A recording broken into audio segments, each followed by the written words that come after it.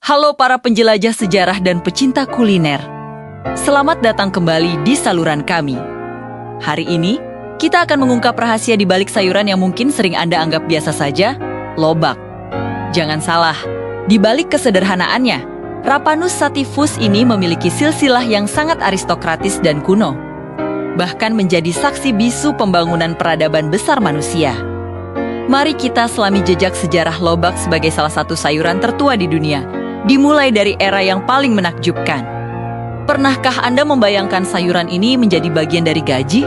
Ya, di Mesir kuno, jauh sebelum piramida Giza menjulang megah, lobak sudah dibudidayakan secara luas.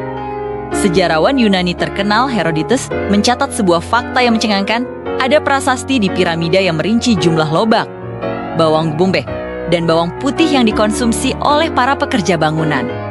Bayangkan, lobak adalah sumber nutrisi dan energi utama bagi mereka yang membangun keajaiban dunia. Mengapa lobak? Karena pertumbuhannya yang cepat dan kemampuannya bertahan di cuaca panas Mesir yang ekstrem.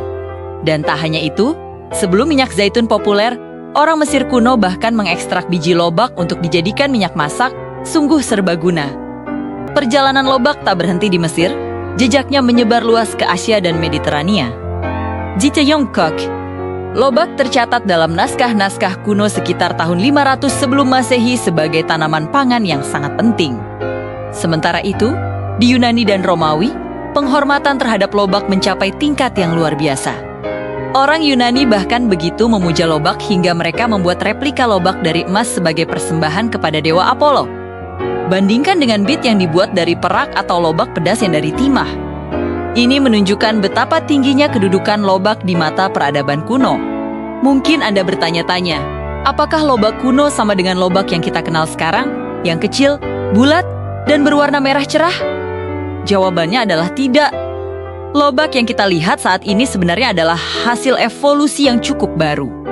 Versi kuno lobak cenderung berukuran sangat besar, panjang, dan berwarna hitam atau coklat tua dengan rasa yang jauh lebih tajam dan pedas. Baru pada abad ke-16, varietas lobak kecil yang berwarna cerah mulai dikembangkan di Eropa. Khusus untuk konsumsi di meja makan para bangsawan. Sungguh transformasi yang menarik, bukan?